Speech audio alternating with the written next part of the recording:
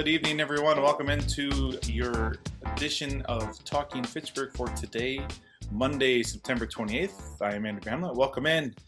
Hopefully you all had a great weekend, starting the week off with a probably the warmest day of the week. So it's going to get chilly out there, folks. So be ready for that. I'm Andrew Bamlett. I'm filling in for Jeremy today. He will be back tomorrow. And hopefully everything goes well for me here today. And don't worry, you'll have Jeremy back anytime. All right, today we have some headlines. We have the Monday, of course, so it's Verona Road construction update. I only have a few of those left, not too many before we are done with those completely. Done. All over. That's crazy to think about that. That project is coming to an end. Which is bittersweet. Nice to talk to all the people we talked to, like Steve, but at least all the construction will be done, and the amount of work and effort that went into that project is amazing. And again, we'll have that for the digest today. And then Jeremy sits down with Tiffany from the Better Business Bureau of Southern Wisconsin here, and we talk about Preparedness Month. It is Preparedness Month. I know we're hitting at the end of the month, but it's still Preparedness Month, and never bad to be ready and to get kits together and that kind of thing. So we'll talk about that here in the guest segment today. And then, of course, we wrap up the show. But first, we're going to get into it with your headlines. And we're going to start with a flushing notice. The Fitchburg Utilities spring hydrant flushing will start on Monday, October 5th. So that's next week. And we'll finish by October 16th. Flushing will occur Monday through Friday from 8 to 3. Due to flushing, the water may be temporarily discolored. The discoloration can be cleared by opening the cold water tap to full flow for a few minutes on your faucets. Please do laundry in the evening when water is clear to avoid damage to clothes. So again, they'll start next week, October 5th through the 16th, that Friday. Two full weeks of this. And again, it's 8 a.m. to 3 p.m. Monday through Friday. So avoid damaging those clothes, folks. Make sure your water is clear before doing any washing of clothes after the flushing time, 3 p.m. on weekdays. All right, also we have Irish Lane is closed currently through the rest of this week. So Irish Lane from South Syene Road to County will be closed to through traffic from September 21st through October 2nd. Closure dates may change due to rain delays.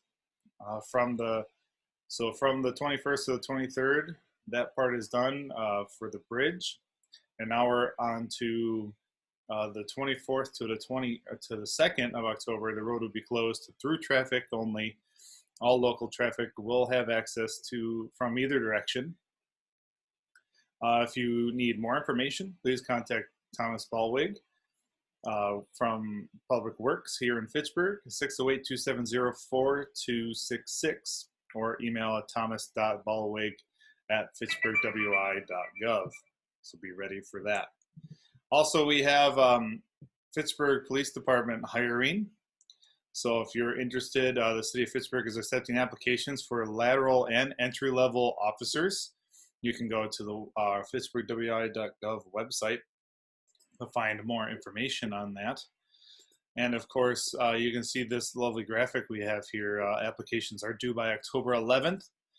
And again, they have lateral and entry level police officer movements. So if you are from a different city or village or already have police experience, there is lateral movements here available. So please send in your application. And we did just talk with Lieutenant Edward Hartwig last week about this. So if you're interested, check our Facebook page for that. And then also we have from the Better Business Bureau, we have some tips. Vehicle shipper and escrow scams growing as demand increases for online vehicle purchases. So social distancing guidelines during COVID-19 pandemic have fueled an unprecedented shift on online shopping for consumer goods of all kinds. This is including vehicles, with particularly high demand for recreational vehicles Many online platforms list cars, trucks, vans, and RVs at very low prices, with sellers offering to make third-party delivery arrangements if the buyer pays via escrow. In reality, neither the automobile nor the escrow company exists, leaving the buyer without their money or their car. An in-depth investigative study by the Better Business Bureau finds that thousands of consumers have fallen victim to this scam, with losses totaling millions of dollars. The study, Virtual Vehicle Vendor Scams, BBB study reveals the growing scam using fake cars and escrow companies to steal the unwitting customers. Points to a heightened risk from this scam as demand increases for online vehicle purchases. Also, according to the study, websites such as Craigslist are rife with advertisements for low-priced vehicles, with seemingly eager sellers often claiming that the reduced price is because of an upcoming military deployment overseas, a divorce, or a death in the family to whom the vehicle belonged. Victims are directed to pay a supposedly independent third party, typically by wire transfer, to hold money in escrow and ship the vehicle. However, no vehicle is to be delivered. Scammers sometimes claim that the transaction is protected by the eBay Vehicle Protection Program. In other cases, they invent bogus websites connected to shipping escrow companies with addresses in towns across the U.S., particularly the Midwest. These sometimes use the names and addresses of real businesses and car dealerships. Available data suggests that fake online vehicle sales are increasing, but the scope of this fraud can be difficult to gauge because many law enforcement agencies do not track it as a separate complaint category. Internet Crime Complaint Center has reported receiving tens of thousands of vehicle escrow scam reports with losses in the tens of millions. Criminal cases likewise reflect millions of dollars in losses. BBB receives hundreds of BBB Scam Tracker report annually about fake vehicle shippers and escrow companies, with 41% of the victims reporting they lost money. So again, if you want more information, BBB recommends that law enforcement efforts to battle this fraud continue to or increase. Coordination and training on this fraud throughout the law enforcement community could be useful. International cooperation between law enforcement agencies should be priority. BBB should continue to share information with law enforcement and educate the public about red flags for this fraud. And platforms that scammers use should consider ways they can improve efforts to screen out the defective ads and educate users on how to avoid them. Again, if you want more information on this, go to bbb.org. There's also the Scam Tracker, which is really nice. So if you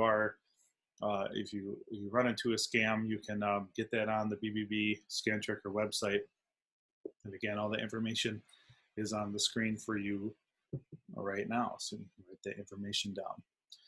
All right, and also we have the County Executive Joe Parisi announced his first 2021 budget initiative, $2 million for Urban League to acquire property of minority-owned business hub. So county dollars to purchase real estate to jumpstart Southside project. Dane County Executive Joe Parisi joined Ruben L. Anthony Jr., President and CEO of the Urban League of Greater Madison, to announce that he's putting $2 million in his upcoming 2021 budget to help the Urban League purchase the site of an economic development hub along the South Park Street corridor dedicated to supporting minority-owned businesses.